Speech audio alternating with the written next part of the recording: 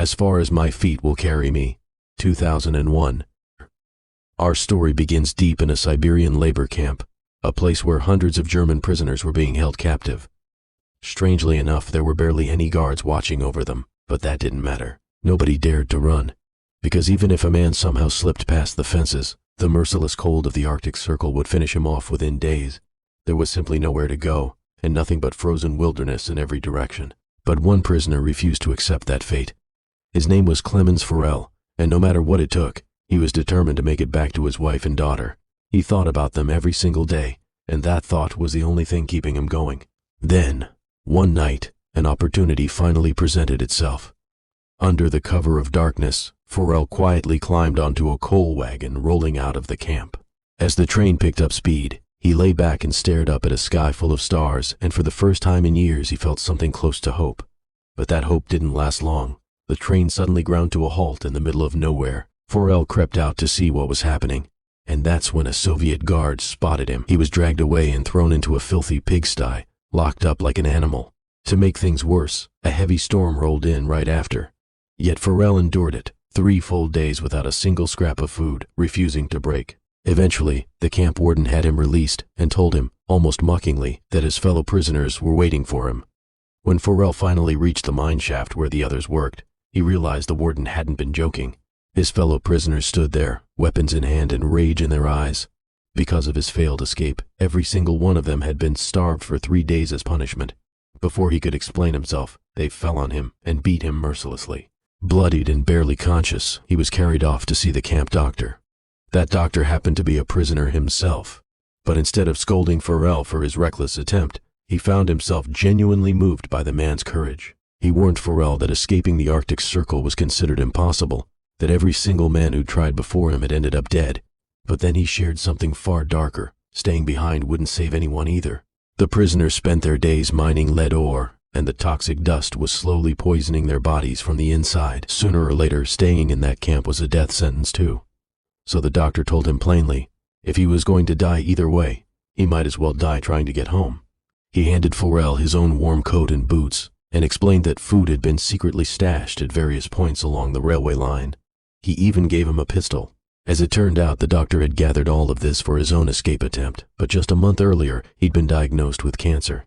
Even if he made it out, he wouldn't have long left to live. Before Forell left, the doctor handed him his lunchbox and made one final request. If he survived, he wanted his family to at least know how he died.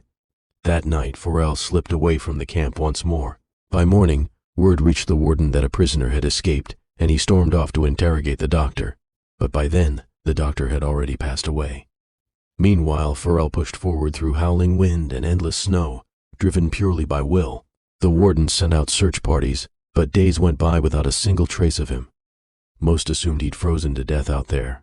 The warden, however, wasn't convinced, and he kept the hunt going. 9 days into his escape, Forell suddenly heard something behind him and turned to see a sled charging toward him. He broke into a desperate run, but it caught up and ran him down. Then just as suddenly he jerked awake, completely unharmed. It had all been a hallucination, a trick played by his exhausted mind. Around him, nothing but white, endless snow, and his food supply had run out completely. His spirit began to crack, and he found himself quietly praying for some kind of miracle. But the Arctic Circle offered nothing except more snow, stretching in every direction. With no other option, he kept dragging himself forward day after day, until his body finally gave out and he collapsed from hunger. When he came to, a strange noise reached his ears. He looked over and spotted a seal nearby, and his eyes lit up with desperate hope. With trembling hands, he raised the pistol and fired, but missed completely. The seal bolted and dove into the icy water. Forell chased after it and, without a moment's hesitation, fired again, this time bringing it down.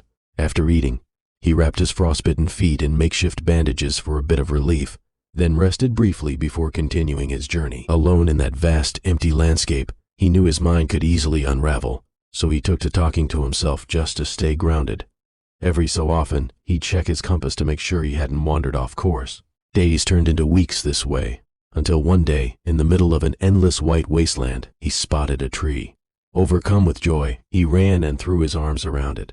That single tree meant everything, because after 2 straight months of walking, he had finally crossed out of the Arctic Circle. Back at the camp, the warden refused to give up.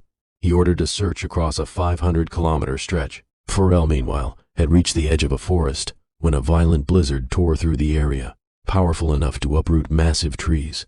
As Forell tried to move, one of those trees crashed down right on top of him. Luckily, two prospectors searching for gold, named Sam, John, and Matten, happened to be nearby and pulled him free. The three of them decided to travel on together. As the weather calmed, the trio built a makeshift raft to cross a river, sharing stories from their lives along the way. But partway across, the current turned violent, and Forell and Matten lost control of the raft. Sam John lost his balance and was swept into the water. Without a second thought for his own safety, Forell dove in after him, and after a brutal struggle, managed to drag him back to shore. Matten, meanwhile, had abandoned them both and pressed on alone. By the time he reached his cabin, he assumed Sam John had drowned, so he helped himself to Sam John's gold and other valuables.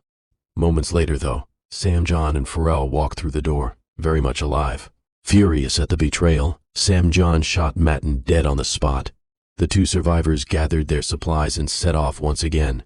Winter soon closed in, making every step harder than the last. Trying to ease Sam John's burden, Forell offered to carry his bag for a while. But Sam John, suspicious that Forell was after his gold, lashed out and struck him with it, knocking him unconscious. When Forell finally opened his eyes, he found a pack of wolves charging straight at him. He tried to run, but the starving animals caught him and began dragging him down by his clothes. In a desperate struggle, he managed to snap off a small tree branch, but it was clear death had finally caught up with him. Then, out of nowhere, gunfire rang out, and the wolves dropped one by one. A group of local shepherds had spotted him and opened fire just in time. They carried him back to their village, where several of them nursed him back to health. Surrounded by people again after so long in isolation, Forell felt a wave of relief and gratitude, and he grew close to several of the shepherds during his recovery. But it wasn't long before the warden's wanted notice reached that village too, warning that anyone caught sheltering Forell would pay with their life. Reluctantly, he had to move on. Before he left, the shepherds sent him off with a generous supply of food and a loyal hunting dog. With the dog by his side, the rest of the journey no longer felt so lonely. Together they pressed on for nearly a year. Eventually they arrived near a timber mill, where the dog wandered off looking for food and was chased away by some of the workers. When Forell stepped forward, though, the workers recognized him instantly, and the mill owner welcomed him and gave him a proper meal. Afterward, he arranged for Forell to board a train heading toward Germany. He was finally close to home, and for the first time in years, a real smile crossed his face. What he didn't know was that the mill owner had quietly tipped off the police.